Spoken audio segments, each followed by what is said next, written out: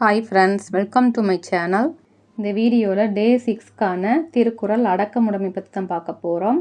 அடக்கமுடைமை அறத்துப்பாலில் 13வது அதிகாரமாக இருக்குது. அடக்கமுடைமை அதாவது உடல், பேச்சு, மனம் என்ற மூன்றும் கெட்ட வழியில் செல்லாமல் அடக்கும் தன்மையை ஒருவன் பெற்றிருத்தல் வேண்டும்னு சொல்லியிருக்காங்க. முதல் திருக்குறள், அடக்கம் அமரருள் உய்க்கும், அடங்காமை ஆறிருள் உய்த்துவிடும். விளக்கம், அடக்கம் ஒருவனை உயர்ந்த இடத்தில் வைக்கும், அடக்கம் இல்லாதவனை இருள் கொண்ட வாழ்க்கை சூழ்ந்துவிடும். அடக்கம் அமரருள் உய்க்கும்.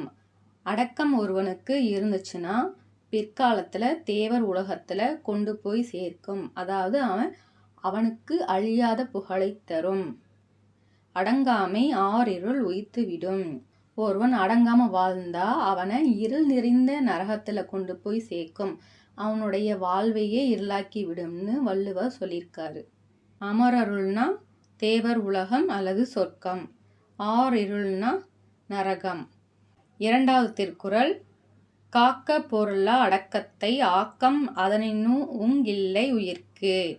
விளக்கம், அடக்கத்தை ஒரு செல்வமாக மதித்து காக்க வேண்டும், அடக்கத்தை உயிரினும் மேலாக கருதுவர். காக்க பொருளா அடக்கத்தை, அடக்கத்தை செல்வமாக எண்ணி காக்க வேண்டும். ஆக்கம் அதனினும் உங்கில்லை உயிர்க்கு. அதை காட்டிலும் பெரிய செல்வம் இந்த உலகத்தில் வேற எதுவும் இல்லைன்னு திருவள்ளுவர் சொல்லியிருக்காரு. ஆக்கம்னா செல்வம். மூன்றாவது திருக்குறள், செறிவறிந்து சீர்மை பயக்கும், அறிவறிந்தாற்றின் நடங்கப் பெறின்.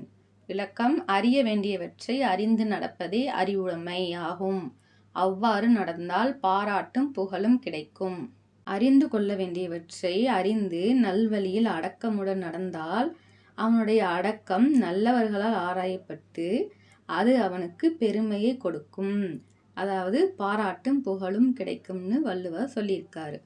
நான்காவது திருக்குறள், நிலையிற் சிறியாது அடங்கியான் தோற்றம் மலையினும் மானப் பெரிது. விளக்கம், ஐம்புலன்களை தன் நிலையிலிருந்து மாறுபடாமல் அடக்கி வாழ்பவனுடைய உயர்வு மலையை விட பெரியதாகும். தன்னுடைய நிலையை விட்டு, அதாவது நேர்மையான வழியை விட்டு விலகாம அடக்கத்தோட வாழ்வது மலையை விட பெரியதாகும்னு வள்ளுவர் சொல்லியிருக்காரு. ஐந்தாவது திருக்குறள், எல்லாருக்கும் நன்றாம் பணிதல் அவருள்ளும் செல்வர்க்கே செல்வன் தகைத்து. விளக்கம், ஒருவன் எல்லாரையும் பணிந்து நடந்தால் அது அவனுக்கு நன்மை பயக்கும், செல்வத்தை விட மிக பெரிய செல்வமாக கருதப்படும். எல்லாருக்கும் நன்றாம் பணிதல் அப்படின்னா செருக்கு இல்லாமல் அடக்கமாக வாழ்வது எல்லோருக்கும் நன்மையை தரும். அவருள்ளும் செல்வர்க்கே செல்வன் தகைத்து. ஏற்கனவே செல்வந்தராக இருப்பவங்களுக்கு அந்த பண்பு மேலும் ஒரு செல்வமாகும்னு வள்ளுவர் சொல்லியிருக்காரு. ஆறாவது திருக்குறள், ஒருமையுள் ஆமை போல் ஐந்தடக்கல் ஆற்றின் எளிமையும் ஏமா புடைத்து. விளக்கம், ஒரு பிறவியில் ஆமையைப் போல ஐம்பொறிகளையும் அடக்கி வாழ்ந்தால் அது அவனுக்கு மறுபிறவியிலும் நல்ல பயன் தரும். ஒருமையுள்னா இப்பிறவி, எளிமையும்னா 7 பிறவி, ஏமாப்புன்னா சிறப்பு.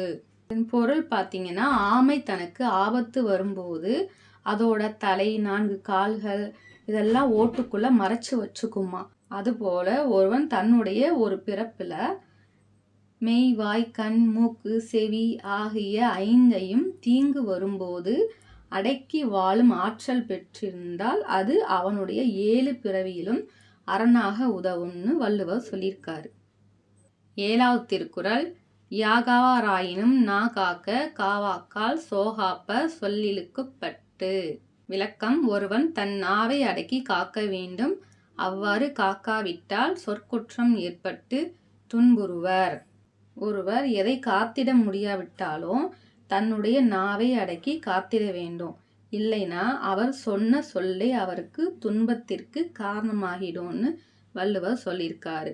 வாக்கால்னா தவறினால், தன்னுடைய நாவை அடக்க தவறினால். சொல்லிலுக்குப்பட்டு சொல் குற்றம். எட்டாவது திருக்குறள், ஒன்றானும் தீச்சொற் பொற்பயனுண்டாயின் நன்றாகாதாகிவிடும். விளக்கம், ஒருவன் தீய சொற்களால் பிறரை துன்பப்படுத்தினால் அது அவனுக்கு வரும் நன்மையும் தீமையாக முடியும். ஒருத்தர் பேசக்கூடிய தீய சொல்லால மற்றவங்களுக்கு ஏதாவது துன்பம் ஏற்பட்டு அவர் பேசக்கூடிய மற்ற எந்த ஒரு நல்ல சொற்களாக இருந்தாலும் எந்த ஒரு நன்மையாக இருந்தாலும் அது தீமையாக தான் முடியும்னு வள்ளுவர் சொல்லியிருக்காரு. 9ஆம் திருக்குறள், தீயினார் சுட்டப்புண் உள்ளாரும் ஆறாதே நாவினார் சுட்டவடு. விளக்கம்: தீயினால் சுட்டப்புண் உடம்பில் ஆறிவிடும், ஆனால் நாவினால் பேசுவது மனதில் ஆறாத வடுவாக இருக்கும். தீயினால் சுட்டப்புண் உள்ளாரும். தீயினால் சுட்ட புண்ணால் ஏற்பட்ட அந்த வடு கூட சீக்கிரம் மறைஞ்சிரும். ஆனால் நாவினால் பேசிய கொடிய வார்த்தைகளால் ஏற்பட்ட அந்த வலி நெஞ்சை சுட்ட வடுவாக இருக்கும். அது எப்பயுமே ஆறாது அப்படின்னு சொல்றாரு. அதனால மற்றவங்க கிட்ட பேசும்போது பார்த்து பேச வேண்டும். வடுனா தழும்பு. 10ஆம் திருக்குறள், கதங்காத்து கற்றடங்கள் ஆற்றுவான் செவ்வி அறம் பார்க்கும் ஆற்றின் உடைந்து. விளக்கம்: யாரிடமும் கோபம் கொள்ளாது அடக்கம் உடையவனாக வாழ்ந்தால் அறக்கடவுள் காலம் பார்த்து காத்திருப்பார். கதங்காத்துனா சினம். சினத்தை கட்டுப்படுத்தி கற்க வேண்டியவற்றை கற்று அடக்கமெனும் பண்போடு வாழ்பவருக்கு அவரை அடைவதற்காக அறமானது வழிபார்த்து காத்திருக்கும்னு வள்ளுவர் சொல்லியிருக்காரு.